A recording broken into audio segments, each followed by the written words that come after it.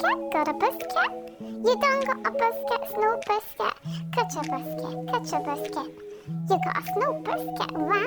Oh, got a biscuit, got a biscuit. You don't got a biscuit, snow biscuit. Get a biscuit, get a biscuit. You got a snow biscuit, wow. Hi guys, welcome back to another one.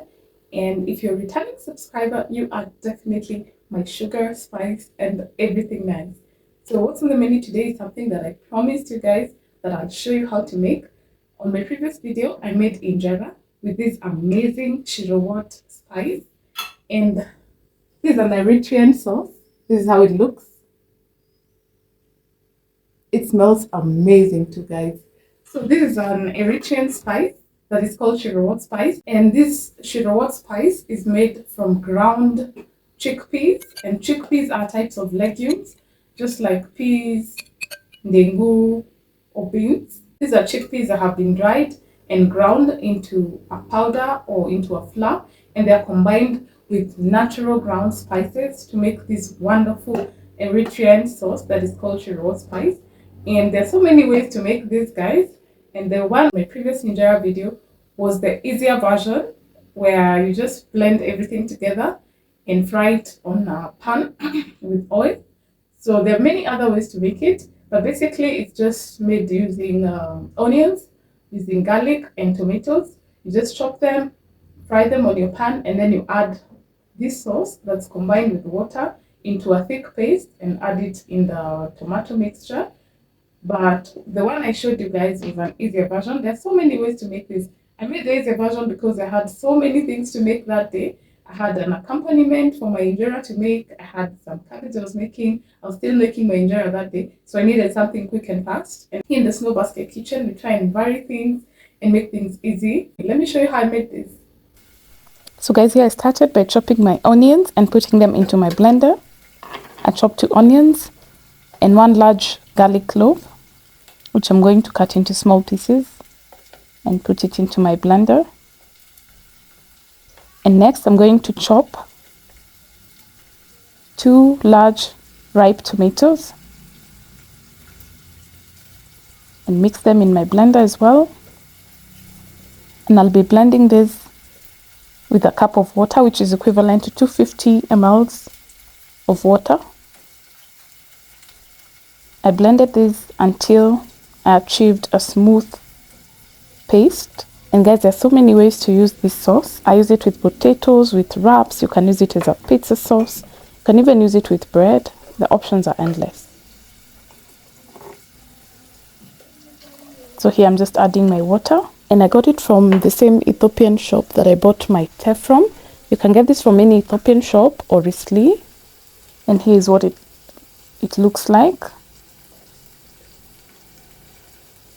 So I'm just putting it into my bowl. And I'm going to mix it up with the Shiro powder. I used approximately 2.5 tablespoons of Shiro Wat powder, and I mixed it up with this tomato mixture. I mixed it up with this mixture of tomatoes that I blended. This was to make things easier. But how Ethiopians do it, or rather, there are so many other ways to make this. You can just chop the tomatoes and the onions and just fry them on the pan with some oil and then add this paste. But this was just a faster way, so I just decided to mix everything together. And on my pan, I was heating some oil, about 2 tablespoons of sunflower cooking oil. And after stirring this mixture into a thick paste, this should be a thick paste, I added it to my pan with some oil,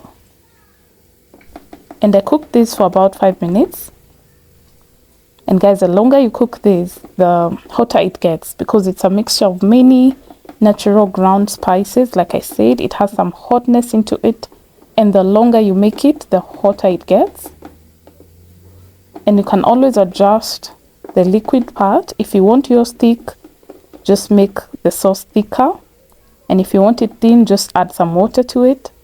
So I wanted mine with a medium texture, not too thick and not too thin either. and this is how it turned out. So I'll just be pouring this into my pan where the oil has been heated, and cook this on medium-high flame, guys,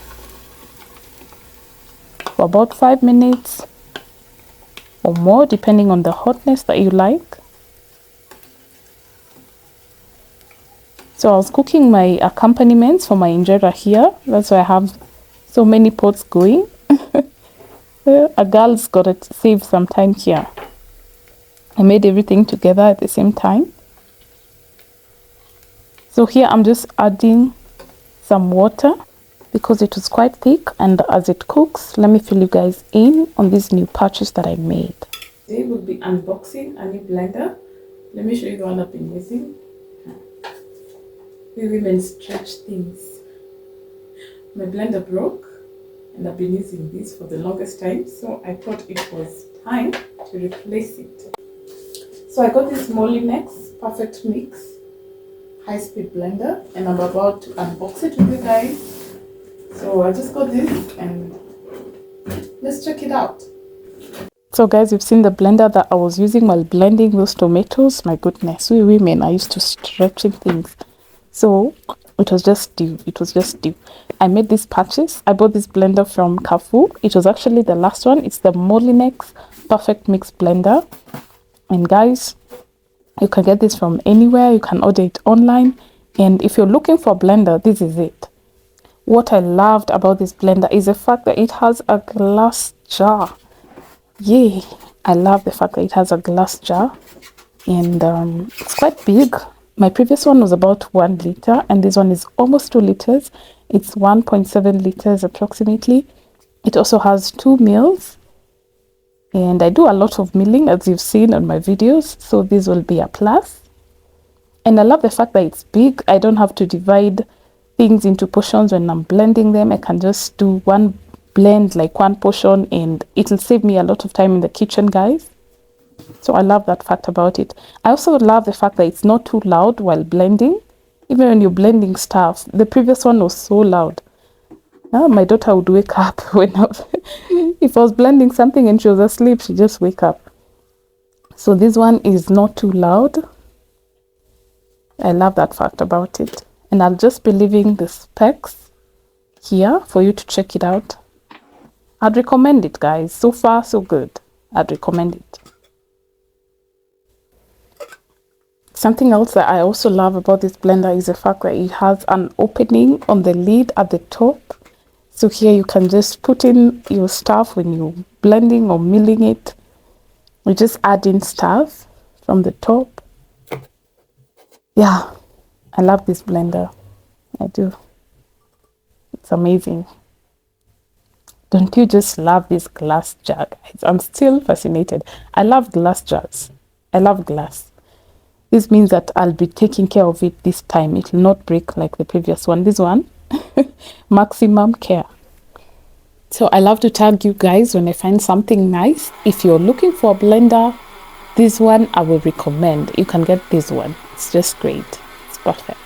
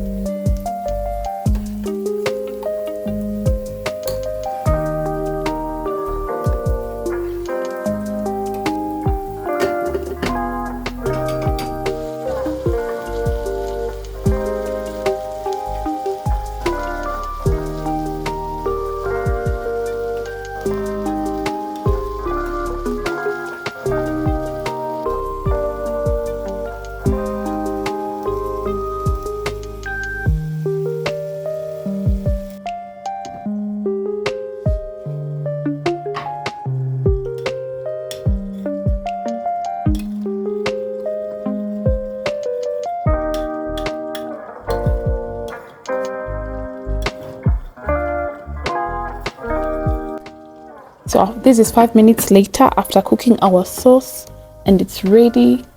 It had a perfect texture. It's quite smooth. and it melts in your mouth. My goodness.